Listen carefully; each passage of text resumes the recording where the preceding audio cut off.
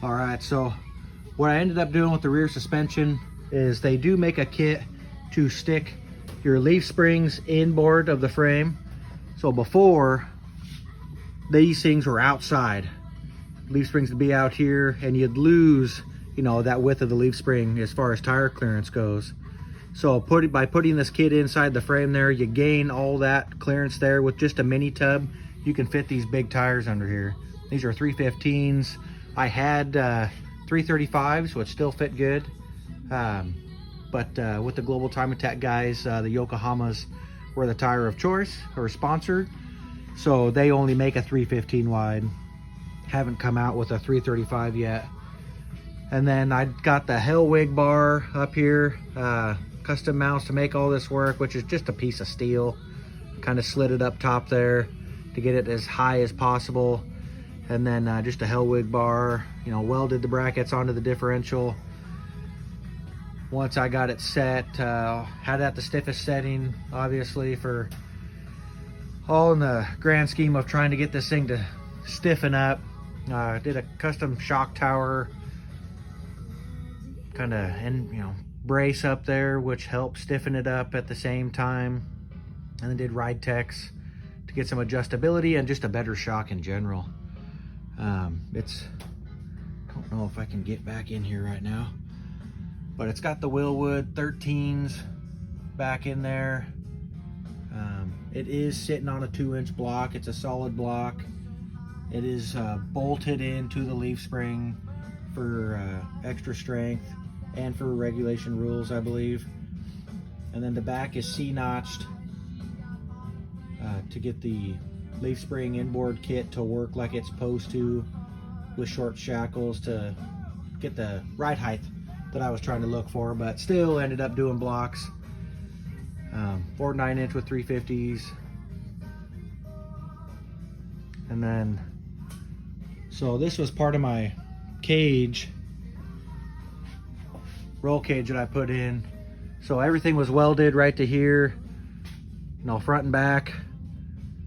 And then just for shits and giggles, welded this bar in to link them together for strength and support. And then put one of these in here to help stiffen up the chassis. It's on both sides. So instead of like an internal frame kit, this is an external one that kind of just seemed right.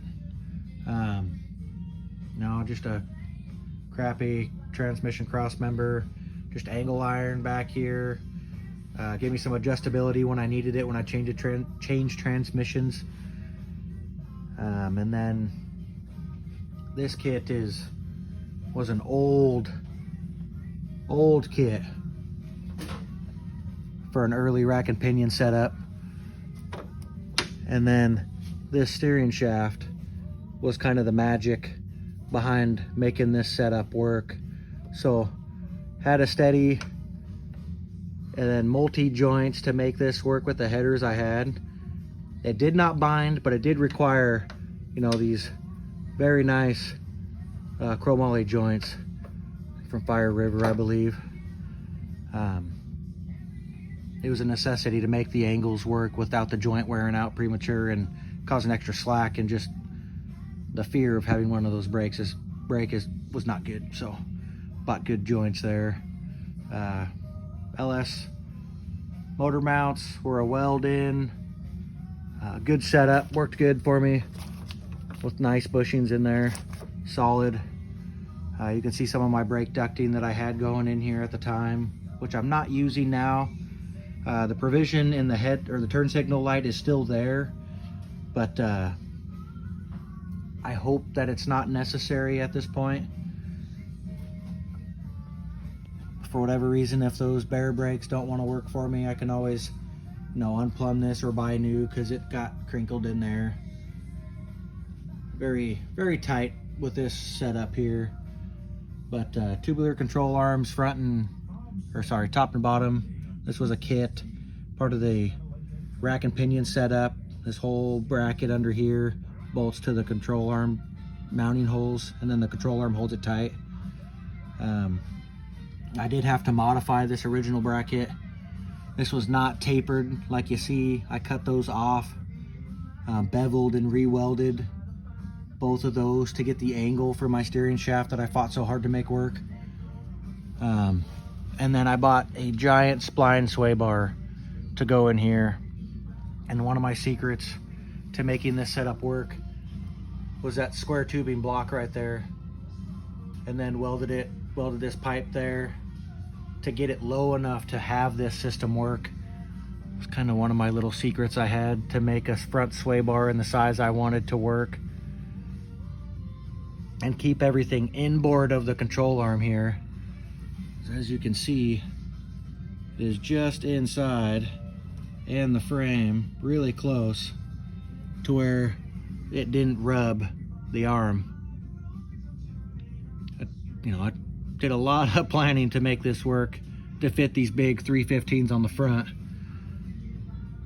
And I got a Viking hybrid coilover setup, dual adjustable, rebound and compression with 750s was the max spring I could get in this setup.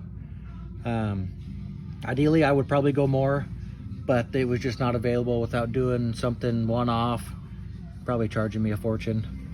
CPP 2-inch drop spindles with the 13-inch Willwoods on the front, 2-piece rotors.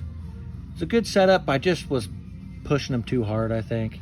Nothing against the Willwood guys, I just needed more, couldn't fit it with the wheels I had. So this is kind of what, the route I ended up going away from, which is why I did the brake ducting. And the specialty performance upper control arm. This is a really awesome setup. All the adjustability in the world.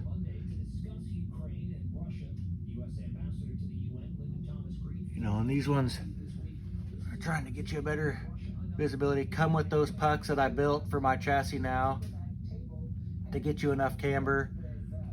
Was running 2 degrees camber with this arm, 9 degrees caster, which probably sounds like a lot, but it was, ideally I would probably put more in it, but it's what was necessary to get the steering to feel as normal as possible. Big wide sticky tires, it didn't want to return to center at all, so I threw as much caster as possible in this thing. Yeah, this is what I was running before, which it's shocked a lot of people that I wasn't already on a aftermarket chassis at the time. But this is what it took to get to do as well as I could. It was trial and error, tried lots of things, changed lots of things multiple times. But it worked well. I'm so proud and so grateful to all of our And Rocket Racing wheels, got to give it to those guys. They had a giveaway, actually won those. An awesome wheel, affordable compared to some of the other brands out there, and almost as light. Got the forge lines on my car now. There was only a couple of pounds difference, not much, with tire. I had, good luck with them. I liked them. So that's an option for you guys trying to do this on a budget. But here you are, stock chassis.